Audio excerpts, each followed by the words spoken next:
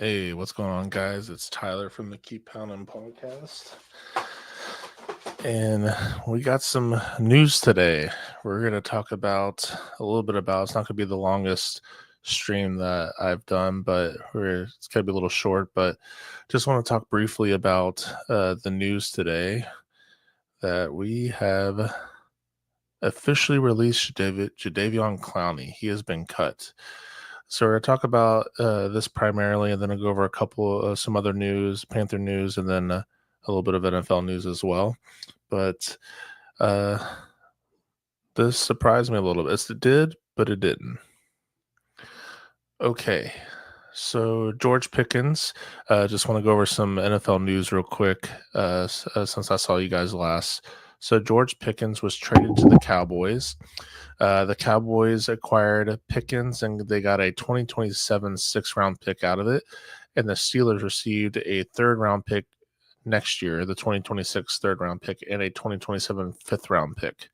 So I feel like this was inevitable with the Steelers having DK Metcalf, and then you have George Pickens with his contract coming up. I feel like the Steelers knew that they didn't want to re-sign him, so this is the time where you trade to get some value for him. And I'm actually surprised the Cowboys did this with there'll only be 1 year left on his contract, so I'm assuming they have gone through some contract negotiations to feel comfortable giving these Steelers a third-round pick and a fifth-round pick. But the Cowboys were looking for a second wide receiver. There was rumors with them in the NFL this past NFL draft that they wanted T-Mac, and obviously the Panthers picked him up. So, this is not a bad option too. I mean, George Pickens is only 24. He was a second-round pick in 2022. Last year he had 59 receptions, 900 yards, 3 TDs. He played 14 games. He missed 3 due to a hamstring injury. But he comes with some baggage. He's a little bit of a wide receiver diva. He has on and off the field issues as far as it pertaining to the Steelers. Last season he was late to practice several times. He had a lot of penalties called on him for taunting or unsportsmanlike conduct. And even during the 2022 NFL draft, he was flagged as a high-risk prospect due to his character concerns. Last year, he had several fines. One of them was against the Cowboys, ironically enough, and he had like over $10,000 fine for grabbing the face mask of a player, and then he also was fined another $10,000 for wearing eye black underneath his eyes with the message "open effing always." So obviously that language is against the NFL conduct policy, and so they fine him another $10,000. So you get little things like that just add up. There was a reported scuffle with Cleveland's Greg Newsome during a Hail Mary attempt against the Browns. No fine was given for that, but just a lot of little things with the drama. And obviously he's a really good talent, a young player still, produces, but he also has some drops as well that seem more like concentration type drops. But I feel like this guy can't really get out of his own way. I feel like if he matures a little bit, just focuses more on getting better at football and not all the other small things from the maturity standpoint, this guy would be a lot better. But let's see. I don't know. When I first saw this, my first reaction was, is this really a good place for him to be? And you know, in Dallas? Is this really something that is gonna help him? I don't know. So we'll see. We'll see. So we have that. And then rookie mini camp is tomorrow. So they're having the roster's already concluded. They're having obviously your 8 draft picks that we had this past draft are coming. We have 19 undrafted free agents, and there's 14 tryout players as well. So all are set to take part in rookie minicamp. We talked about before, rookie minicamp, I believe, is a 2-day event. So it's just them, again, getting together, meeting themselves, the coaches, getting used to the facility, getting acclimated with everything, getting the playbook kind of given to them early, and just going through some drills and some things. Nothing too crazy that we really are looking at this. It's just an opportunity for all the rookies to get together and meet one another, meet the coaches, know where all the facility stuff is, and pretty much getting them get a little early kickstart in the locker room and in the facility. So it's always nice to see them all get together, see if there's anything that they report back with us, but don't really look too much into it as far as you know, how does someone perform during rookie minicamp. It's more so, just getting them acclimated to the facilities. So rookie minicamp is tomorrow. And then we have Jonathan Brooks. It's officially been announced that he's on the PUP list. So he will be out. No chance he comes back to the 2025 NFL season. So I felt like if he ever did come back, that he would come in very late in the end of the season, or if we had a playoff run. So with them, they're like, I think this is a smart idea. This is why they got Trevor Etienne in the 4th round, is to have some insurance. We saw last year with them knowing that Brooks is going to be out for a while, but having Chuba Hubbard, and then you had Miles Sanders, and then Brooks came back late and then got injured again. We never really had a good solid backup or depth at running back because Miles Sanders obviously was not good last year, besides the last game of the season. But Trevor Etienne helps have that depth so that way we can be able to run the ball a little bit better. So no shock here, to be honest with you. But I just feel bad for the kid. Again, not this past draft, but the draft before that, with when we selected Jonathan Brooks in the 2nd round. I wasn't a big fan of this pick, not because of the player, but more so with the position at running back in the 2nd round. And on top of that, he had an ACL tear in November. So, which was, 5 months before the NFL draft. And obviously it takes about a year for a player to get back into it because he tore his ACL in Texas in November of 2023. And then he eventually came back November 2024 around week, I want to say it was 13 or something like that. I think it was with the Eagles, was his first game back. And then the next game he tore it. So it takes about a year. So I think this is just good, having a full year off, over a year, probably a year and a half. And then we'll see what comes out of the running back room in this whole running back situation next year, because we obviously signed Rico Dowdle to just a 1-year rental.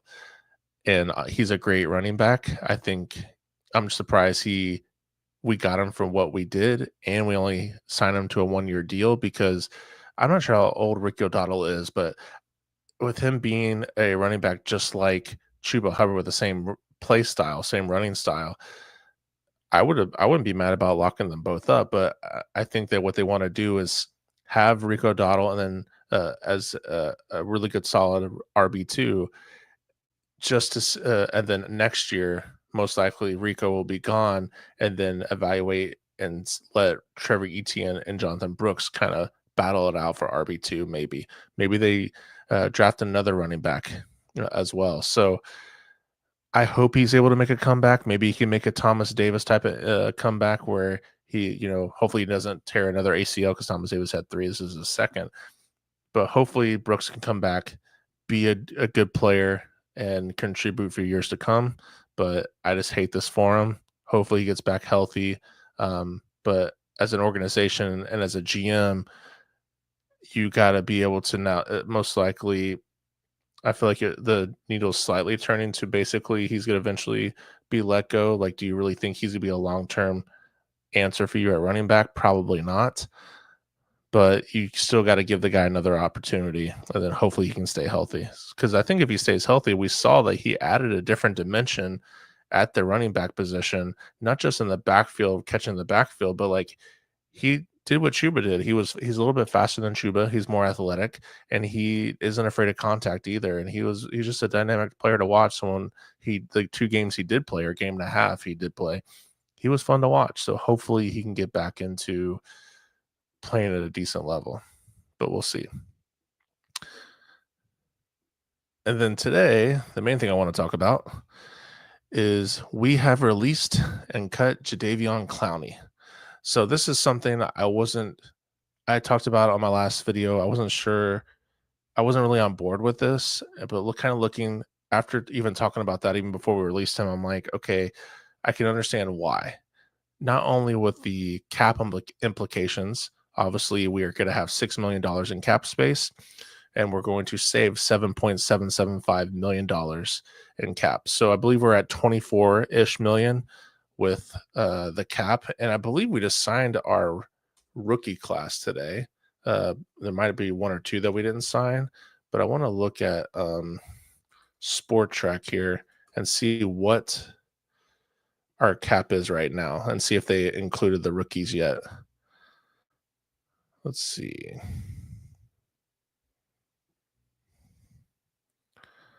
Because right now, before they did that, it was 24 million. And we have, yeah, so they haven't done it yet. So right now we have 24.7 million in cap right now. Take away 10 million for the draft for the players that we drafted. So that leaves us with 14. I don't know if we're done cutting people yet. So I want to talk about this real quick. I can see us possibly, I wouldn't be surprised having another 1 or 2 cuts. Like, I think Shy Tuttle is one to keep an eye on. With Shy Tuttle, I think it's not that we wouldn't save tons. I think we'd only save, he did obviously take a pay cut, but I think we'd only save 3 million. But he's someone I could possibly see us especially if Cam Jackson beats him out in camp, or they feel good about Cam Jackson taking his spot. I can see them cutting him just to save a little bit of money in cap. But right now, after cutting Jadeveon Clowney, saving that money, they did that for a reason. They want that extra cap space. It wasn't just to cut him. And there's a reason why they're cutting him now, because after they drafted Nick Scordon and Princely, Jadeveon Clowney is expendable. You have, and I mentioned before, I wanted to save him 2 reasons. The first one was another body at the edge rotation, because that's where we were depleted at last year. A part of it was, injuries, and then obviously our front 3 were horrible, and so that made things harder for our edge rushers. But now that things on the line are a lot stronger than they were last year, I feel like that opens things up for our edge rushers, not just for Jadeveon Clowney, but for DJ Wanham, for Patrick Jones II, and our rookies. That opens things up. And I felt like if Jadeveon stayed on the team, there's going to be a constant rotation of fresh legs on the defense, which I think would be great. And I also mentioned another reason why I wanted him to stay is for veteran leadership. And looking back on it, what I will say, and I'll kind of, feel like I'll call myself out and say I was wrong a little bit. DJ Wanham is still a vet. Patrick Jones II is still a vet. And I can't, obviously I'm not in the locker room. I'm not a coach, obviously. And I trust Dan Morgan and Dave Canales on making these decisions, because they really haven't shown me anything that where they haven't really had any bad decisions and the only bad decision I can think of Dan Morgan making since he's been GM is drafting Brooks in the 2nd round. but injuries happen. But to me, Brooks he already had an injury. So, um, but I'm going to trust Dan and Dave on this. And I don't know how good of a leader and vet Jadeveon is. Clearly, Dan Morgan and Dave Canales didn't value the $7.75 million that they would pay more to Jadeveon for him to stay on the team and mentor our young edge rushers. That wasn't worth it for them. So I'm going to trust that. And we're not vetless. We have DJ Wanham, we have Patrick Jones II. And I also think that opens up obviously the door for Nick Scorton and Princely to have more playing time. There's a little bit of a youth movement going on, and we had 3 vets at the edge position, and Jadeveon had a pretty decent cap hit, so now they can save some money and allow the rookies to play a little bit more at the same time. So I can understand that thought process. So at the time, I didn't really think of it that way. I just thought, okay, I want a vet to mentor them. And I can understand why other people would say the same thing. But looking back on it, and being devil's advocate, I can say, well, did they view him as a good mentor? Did he want to be a mentor? Did he want to be in Carolina? Did he want to go somewhere else? We don't know those things. We're not in the locker room. And there's not a way for me to really honestly be able to really know how good of a that mentor he would actually be to those players. Even if he was, let's just say that he was a good leader here, right?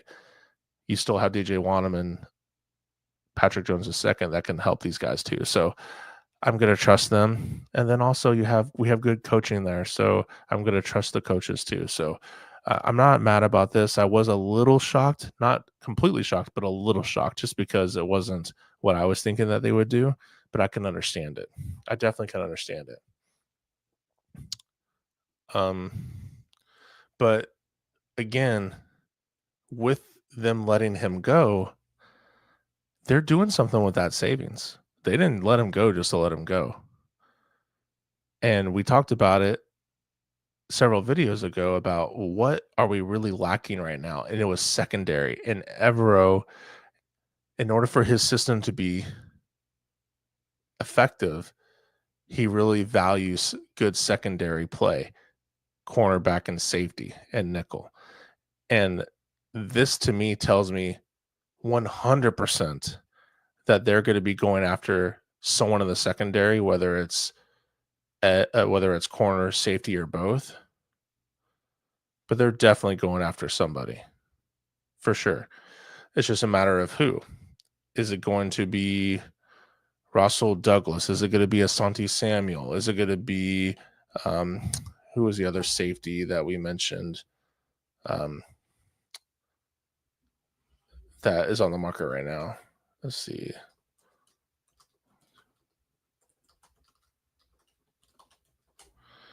Julian Blackman, that's who it was. So they're going after somebody.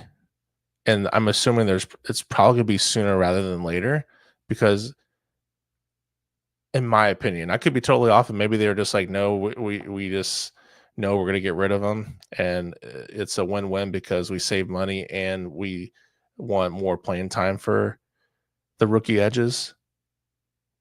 And maybe Jadeveon didn't want to be here anymore. I don't know. But I just feel, and at least for me, that this is done intentionally to sign somebody because who's our free safety right now? We know Trevion Morig is our strong safety. He can be versatile, sure, but he's primarily going to be our strong safety.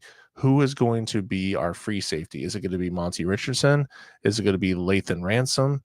Or is it going to be a free agent? We also need to have somebody that's going to be a good quality backup at corner just in case JC Horn or Mike Jackson is out for injury.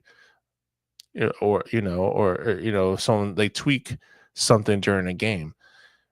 We need secondary help for sure. And I feel like that is what they're going to be, what they're looking for and what they're focusing on right now is I think that's what they're going to sign. I just feel that way. Um, but right now, our edge room, you have it's 5, and I honestly, but we talked about who could be cut. We said Shy Tuttle possibly could be the next person out. We'd save 3 million, and especially again if Cam Jackson's able to take his spot, that's an easy cut to save some money. But another person I think could be cut, and I don't know how much we would save. But another person I can see get cut is DJ Johnson. Can DJ Johnson get the boot? Let me see if we. I think we'd only save 500,000. We wouldn't save that much. I think that's what it is. But DJ Johnson might be somebody that could take the boot as well. I've heard people on Twitter mentioning like, oh, like youth movement. Could it be Adam Thielen? No. And I understand why people are making that comparison because Adam Thielen, like the youth movement, because that's what the Panthers are doing right now. They're getting younger.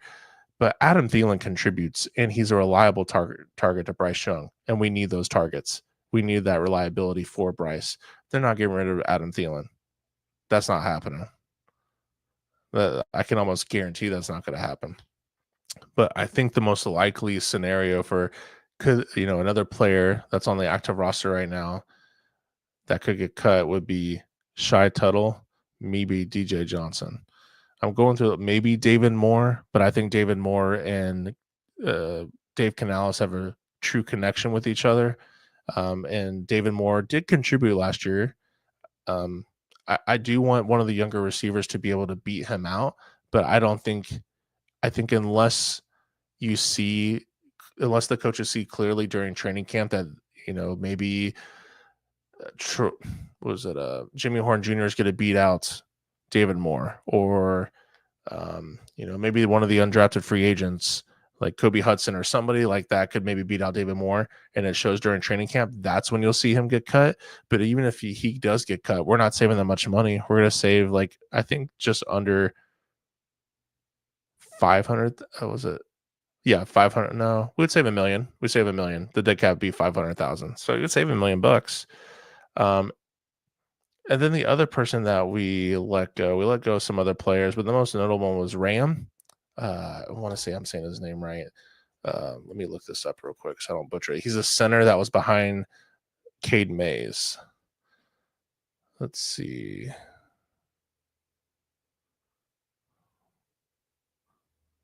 I'll try to find it, but I think it's Ram, something like that. He was cut. That surprised me because he did show for me that he was pretty solid. I think he will be picked up by a few other. So I think some other teams will be interested in him. But you obviously have Austin Corbett, and then you have Cade Mays as the backup.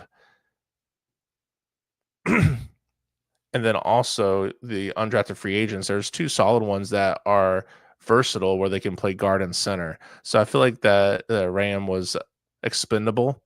So that's another player that they let go recently.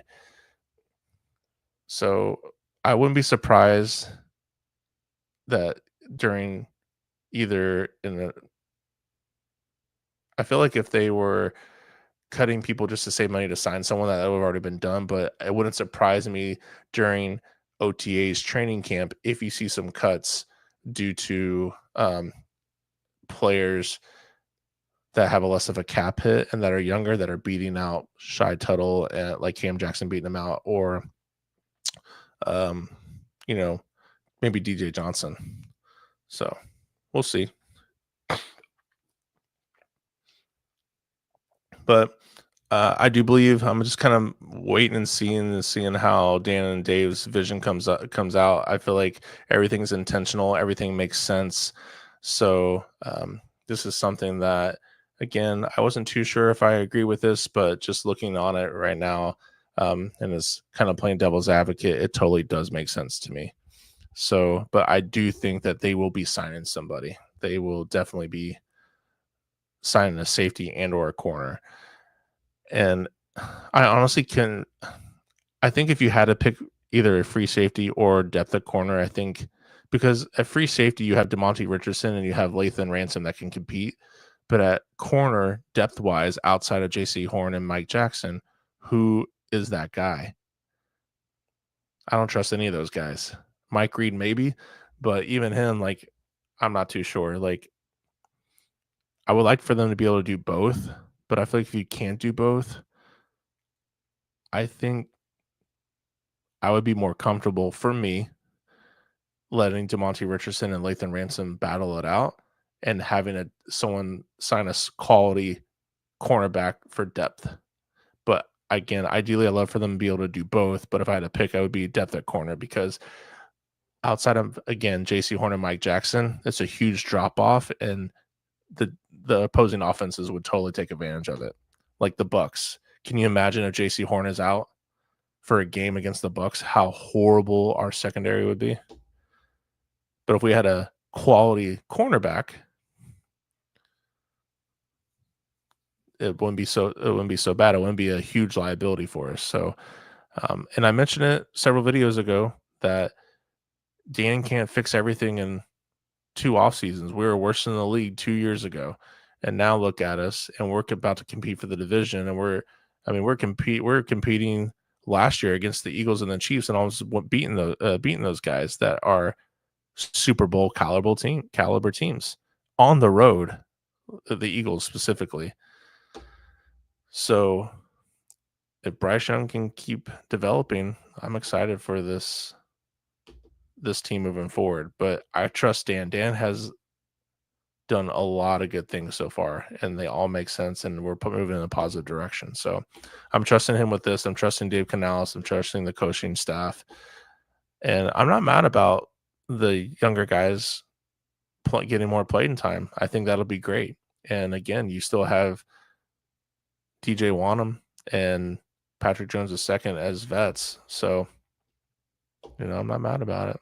So, but I just want to come on here, give my thoughts on the Jadeveon Clowney release, him getting cut. So I'll be interested to see who possibly may pick him up.